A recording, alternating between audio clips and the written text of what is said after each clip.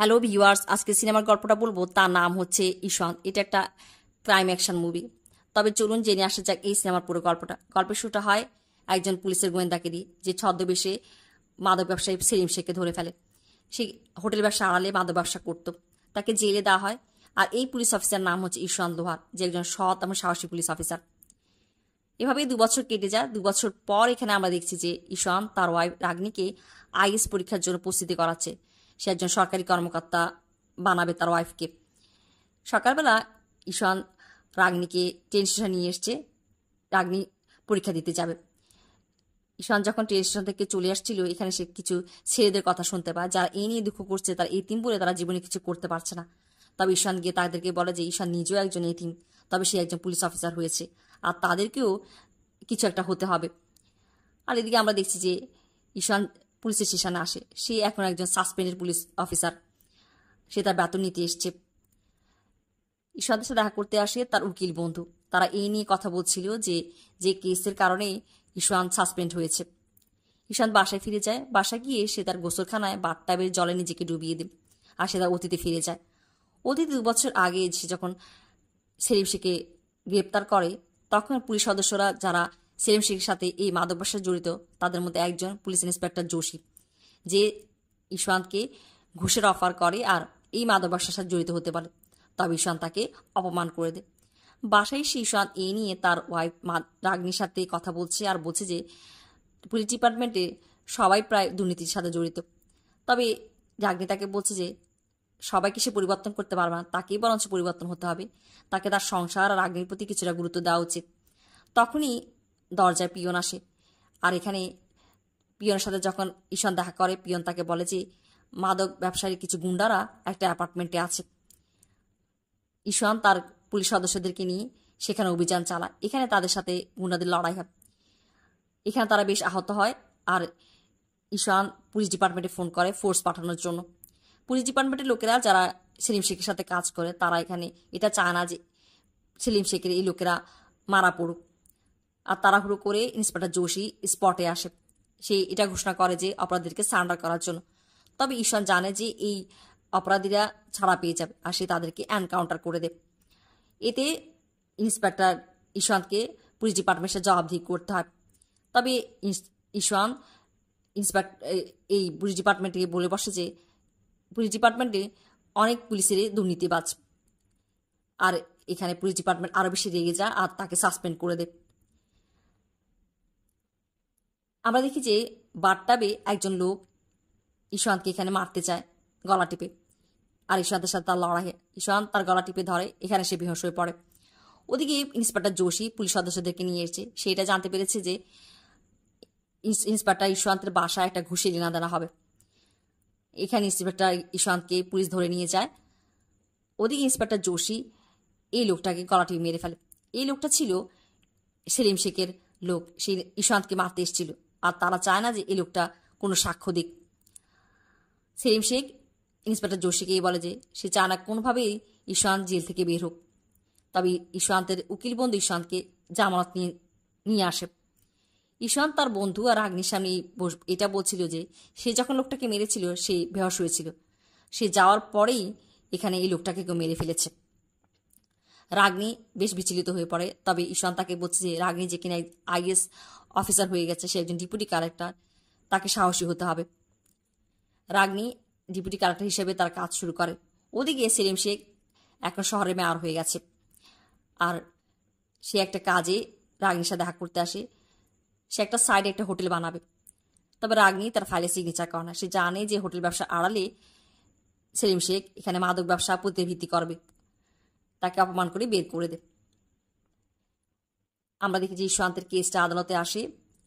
এখানে ইন্সপেক্টর জোশী এই সাক্ষ্য দেয় যে সে যখন ঈশান্তের বাসায় যায়, সে দেখে যে ঈশান্ত এই লোকটাকে মেরে ফেলেছে। আর এই নিয়ে কথা হয় যে ঈশান্তের কারণে তার ওয়াইফ বেশ বদনাম হচ্ছে। ঈশান্ত তখনই সিদ্ধান্ত নিয়ে ফেলে যে রাগনিকে সে তালাক দিয়ে দেবে। রাগনি আর তার উকিল বন্ধু তাকে অনেক বুঝাতে চায়, তবে ঈশান্ত কোনো কিছুই মানতে নারাজ। সে খুব বদমেজাজি একটু। এখানে আমরা দেখি যে রাগনি তার ডেপুটি কালেক্টরের কাজ চালিয়ে যাচ্ছে। সে একজন সরকারি কর্মকর্তা। ওদিকে সেলিম শেখ তার কাছে বারবার আসছে তবে কোনোভাবেই রাগনি তার ফাইলে সাইন করে না। আর একদিন সে সেলিম শেখকে থাপ্পড়ও মেরে দেয়। সেলিম শেখ রাগনিকে তার ঊর্ধ্বতন কর্মকর্তা দিয়ে ঘুষও দিতে চায়, তাকে অনেকগুলো টাকা পাঠায়। তবে রাগনি তার ঊর্ধ্বতন কর্মকর্তা গিয়ে অনেক কথা শোনায়। রাগনি ঈশান্তের সাথে দেখা করতে আসে। ঈশান্তকে বলে যে প্রশাসনে এসব ঘুষ, দুর্নীতি আর তাকে বাজেভাবে তারা দেখে, এগুলো তার ভালো লাগে না। তবে ঈশান্ত তাকে বলছে যে তাকে এগুলো সহ্য করতে হবে, সে লোকের সেবা করতে এসছে। আর সে রাগনিকে এটাও বলে যে রাগনি যাতে জেলে না আসে, আর সে চায় না যে রাগনি ঈশান্তের জন্য বদনাম হোক। এই জন্য সে লোক দেখার জন্য তাকে তালাক দিয়েছে। তাদের দুজনের সম্পর্ক এভাবেই শেষ হয়ে যাবে না। আর আমরা দেখি যে রাগনি চলে যায়। এখানে রাস্তায় রাগনির উপর সেলিম শেখের লোকেরা আক্রমণ করে, তারপর হামলা চালায়, আর একটা বস্তির মহিলা এসে তাকে বাঁচায়। এই নিয়ে প্রশাসনে বেশ কথা হয়। আর ইন্সপেক্টর যোশী আর সিএম, যে কিনা এই মাদক ব্যবসার সাথে জড়িত, তারা মিলে রাগনির জন্য নিরাপত্তার ব্যবস্থা করে। রাগনির সাথে দেখা করতে আসে পুলিশ ইন্সপেক্টর জন, যে কিনা রাগনির কলেজ বন্ধু। রাগনি তাকে দেখে বেশ অবাক হয়ে পড়ে, আর তার কাছে ভালোও লাগে। জন রাগনিকে তার কলেজ জীবনে অনেক সহযোগিতা করেছে, তারা ভালো বন্ধু ছিল। তবে আমরা এটা জানতে পারি যে জনের মন থেকে যে জন রাগনিকে কলেজ জীবন থেকেই পছন্দ করত, তবে সে কখনোই তাকে বলতে পারেনি, যেটা রাগনি জানা না। এখানে সেলিম শেখ সিএম এর সাথে দেখা করতে এসছে, আর সে সিএমকে বলে যে কেন সে রাগনির স্পেশাল সিকিউরিটি দিয়েছে। তবে সেলিম শেখকে সিএম বলছে যে তাকে অন্যভাবে রাগনির কাছ থেকে প্রতিশোধ নিতে হবে, তার সম্মানহানি করতে হবে। আর এখানে সেলিম শেখ বুঝে যায় কী করতে হবে। সেলিম শেখ একটা পার্টির আয়োজন করে, যেখানে রাগনি আর সাথে জনও আসে। তারা দুজন যখন খুব কাছাকাছি দাঁড়িয়ে কথা বলছিল, এখানে তারা কিছু ছবি তুলে ফেলে, আর এগুলো সবার কাছে ছড়িয়ে দেয়। এতে এভাবেই রাগনির বেশ সম্মানহানি হয়। আর এই ছবিগুলো ঈশান্তের কাছেও দেখানো হয়, তবে ঈশান্ত রাগনিকে অনেক বিশ্বাস করে, সেগুলো ছিঁড়ে ফেলে দেয়। সিএম রাগনিকে এই ছবির জন্য কথা শোনা বাজেভাবে তার সাথে ব্যবহার করে। আমরা দেখি যে ঈশান্তের উকিল বন্ধু ঈশান্তকে নির্দোষ প্রমাণ করে ফেলে, আর এখানে আদালত ঈশান্তকে ছেড়ে দেয়। ঈশান্ত যেদিন জেল থেকে বের হয়ে আসে, সেদিন সেলিম শেখের লোকেরা তার উপরে হামলা করে। আর এতে সেলিম শেখের একজন লোককে ঈশান্ত ধরে ফেলে, তবে সে গুলি খায়। ঈশান্ত তার কাছ থেকে কথা আদায় করতে চায়, তবে এখানে সেলিম শেখ ডাক্তারকে দিয়ে সেই লোকটাকে মেরে ফেলে। এই নিয়ে ঈশান্ত বেশ চিন্তিত, আর তার মেজাজ খারাপ। ওদিকে রাতে রাগনি, যে কিনা এখন আলাদা থাকে আরেকটা বাসায়, সে ঈশান্তের সাথে দেখা করতে আসে। তবে ঈশান্ত তাকে বলছে যে তার মন মেজাজ এমন নেই যে সে রাগনির সাথে সময় কাটাতে পারবে। রাগনি মন খারাপ করে চলে যায়। পুলিশ ডিপার্টমেন্টে পুলিশ কমিশনার ঈশান্তকে ডেকে বলে যে তিনি আর 6 মাস পরে রিটায়ার করবেন, এর মধ্যেই ঈশান্তকে এই মাদক চক্রটাকে ধরতে হবে, তিনি তাকে সাহায্য করতে পারবে। তবে একদিন ঈশান্ত যেটা করে ফেলে যে সিএম এর ছেলে, যে কিনা হোলি উৎসবে কিছু মেয়েকে উত্ত্যক্ত করে, আর ঈশান্ত সিএম এর ছেলেকে ধরে নিয়ে আসে, তাকে জেলে দেয়।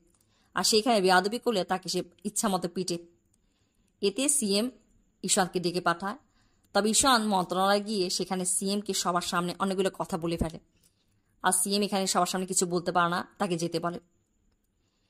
পুলিশ কমিশনার একজন লোকের হাতে ঈশান্তের কাছে একটা লোকের ফটো পাঠায়, যে লোকটা একটা হোটেলে মাদক চক্রে একটা ডিল করতে যাচ্ছে। আর এখানে ঈশান্ত ছদ্মবেশে গিয়ে সেই লোকটাকে ধরে ফেলে। আর এইসব ঘটনাগুলি সব পত্রিকাতে আসে, যেটা জন রাগনিকে পড়ে শোনাচ্ছে। তবে রাগনি, যে কিনা জনকে বলছে যে ঈশান্ত কোনো কারণ ছাড়া কাউকে ধরবে না, তাদেরকে পিটাবে না, তার পিছনে অবশ্যই কারণ ছিল বলেই ঈশান্ত এগুলো করেছে। আর জন বুঝতে পারে যে রাগনি ঈশান্তকে কতটা পছন্দ করে, তাকে কতটা সাপোর্ট করে।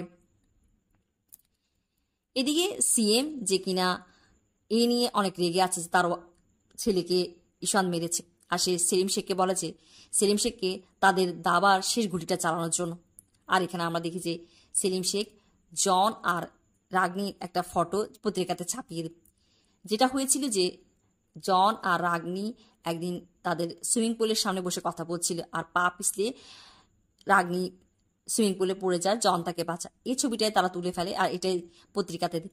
আর এতে বেশ সমালোচনা হয়, রাগনি অনেক সমালোচনা হয়।